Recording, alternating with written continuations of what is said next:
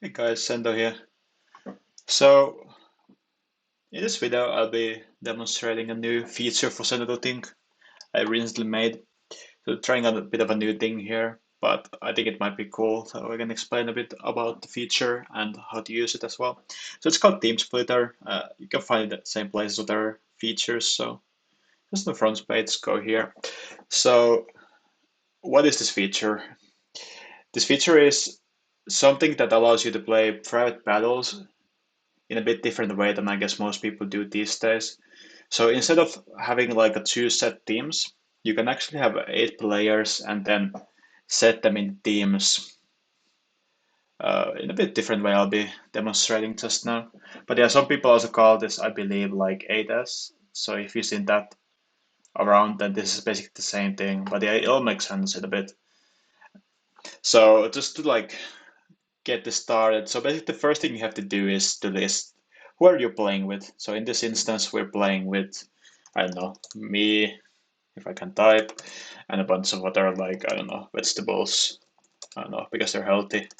And I don't want to use like real player names this time around. So first of all, it's like whoever you're playing with.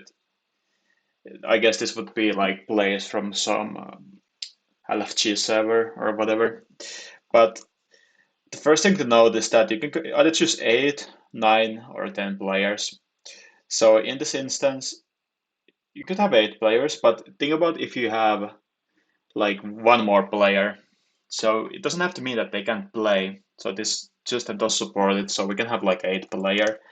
Also to note is that if you like for example have a player with the same name, that's not allowed, so you actually need to have unique names, but otherwise pretty straightforward. So we can I guess put like Radius as the last player.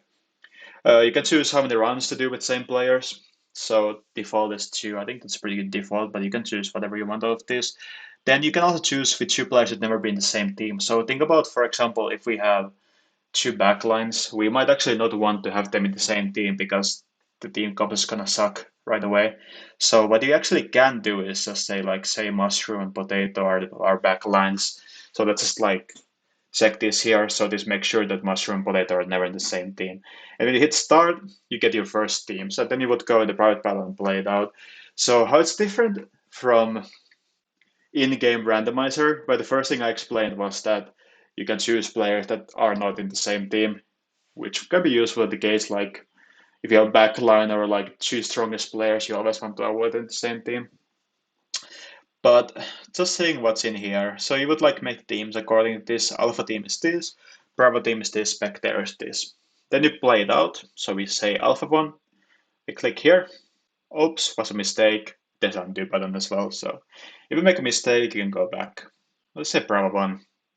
And we start the same teams because we said we want 2 matches with same players. But say no Alpha 1. And we get new teams. And here we have leaderboards. That's like a small nice thing here that allows you to kind of like have a like quick glances who's doing the best in this instance. So you can have a bit of a competition so people don't start memeing or whatever if you want. And yeah, it's just like a simple uh, wins minus losses and it's your ratio. And this also actually plays another thing in the matchmaking is that the system wants to find teams that have not been played yet, but it prefers teams that have like the closest average ratio. So, for example, if our first team wins both games, then the system wants to like separate that winning team into 2 different teams. So there's a bit of stuff like that that's more advanced than the in-game random. That's of course just like straight up random. So this can be like a nice alternative to that. But otherwise, I think that's like pretty much explains it.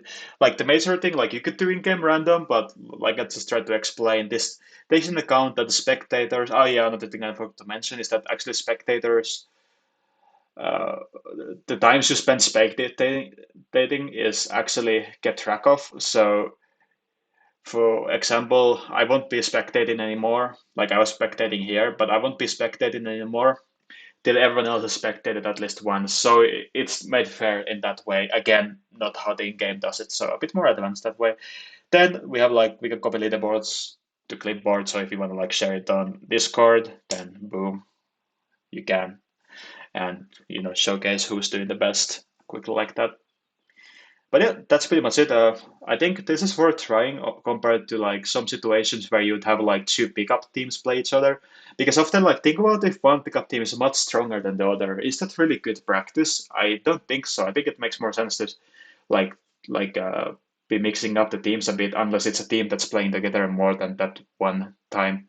So I think this could have like a benefit of like a bit better practice than solo in terms of people knowing what they're doing, and you can have voice chat. But then again, like pickup teams, like is it really the best if the teams are not going to play together after that night? So I mean, give it a go. It might be cool. And yeah, once you're done with this, just go here and click reset, and it goes back here, and you can like do it all again. So yeah, as always, if you have feedback, you encounter bugs with the website, let me know. You can do so in the video's comments or at my Discord or tweet me or whatever you prefer. So yeah, thanks a bunch for watching, and hopefully that makes sense, and see you guys next time.